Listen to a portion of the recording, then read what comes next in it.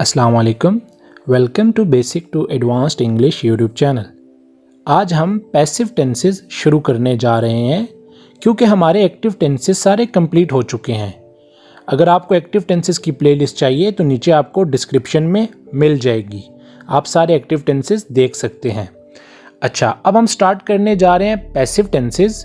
Passive tenses और active tenses में क्या डिफरेंस होता है और इनमें क्या चीज़ें कॉमन होती हैं, आज हम वही डिस्कस करने लगे हैं। तो सबसे पहले आप इस चैनल को सब्सक्राइब कर लें क्योंकि ऐसी वीडियोस इंग्लिश के हवाले से मैं रोज़ाना इस चैनल पे लगाता हूं। तो पैसिव टेंसेस की सबसे पहले मैं आपको ये बात बताता हूं कि पैसिव टेंसेस की तादाद कम होती है। एक्टिव टेंसेस तो आपके 12 थे, लेकिन पैसिव टेंसेस जो हमारी लाइफ में यूज़ होते हैं वो टोटल 8 होते हैं, जिसमें प्रेजेंट के पहले 3 टेंस होते हैं, ठीक है, चौथा टेंस नहीं होता।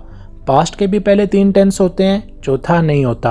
फ्यूचर के सिर्फ 2 टेंस होते हैं जो हम लाइफ में यूज़ करते हैं, जिसमें एक फ्यूचर इंडेफिनिट पैसिव है जो काफ़ी ज़्यादा यूज़ होता है और एक फ्यूचर परफेक्ट पैसिव है।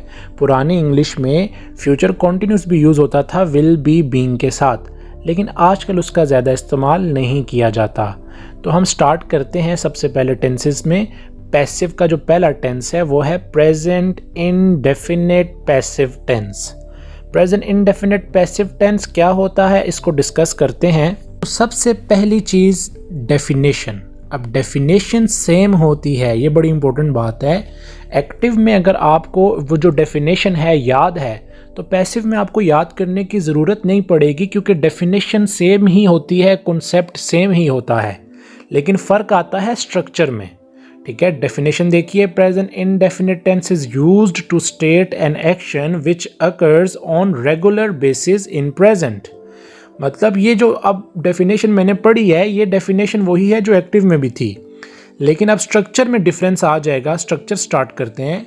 स्ट्रक्चर में देखें, पहले अफर्मेटिव ऑब्जेक्ट आ जाएगा शुरू में, इज एम आर आ जाएगा हेल्पिंग वर्ब और वर्ब की आखिर में थर्ड फॉर्म। तो यही इंपॉर्टेंट चीज़ है। अगर आपको एक्टिव याद हो जो मैंने आपको करवाए थे, वहाँ स्ट्रक्चर में ऑब्जेक्ट आखिर में आ रहा होता था, लेकिन अब देखें पैसिव में वही ऑब्जेक्ट शुरू में आ गया है।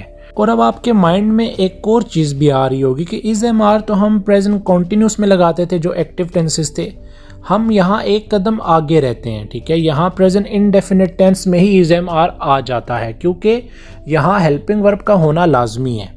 अच्छा, नेगेटिव जुमला देखिए, ऑब्जेक्ट, ठीक है, इज एम आर लग जाएगा हेल्पिंग वर्ब के तौर पे, उसके बाद नोट लगाएंगे और आखिर में थर्ड फॉर्म ऑफ वर्ब। उसके बाद देखिए इंटेरोगेटिव का स्ट्रक्चर, इज एम आर उसी तरह शुरू में आ जाएगा, ऑब्जेक्ट लगाएंगे और आखिर में वर्ब की थर्ड फॉर्म आ जाएगी। आइए आपको मैं एग्जाम्पल से समझाता हूँ। एग्जाम्पल्स में नंबर 1 पॉजिटिव एग्जाम्पल देखिए आप, खत लिखा जाता है।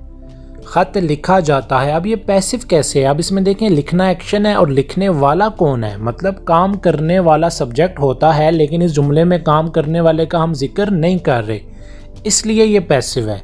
The letter is written, letter object, is helping verb और वर्ब की third form the letter is written.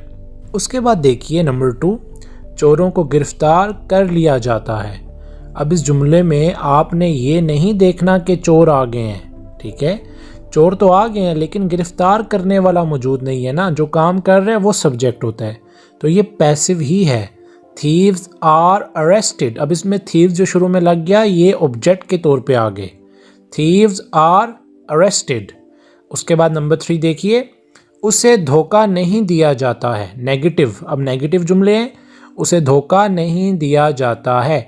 She is not deceived, deceived की थर्ड फॉर्म लग गई, डिसीव का मतलब है धोखा देना, ठीक है, शी को शुरू में लगाया हमने ऑब्जेक्ट के तौर पे।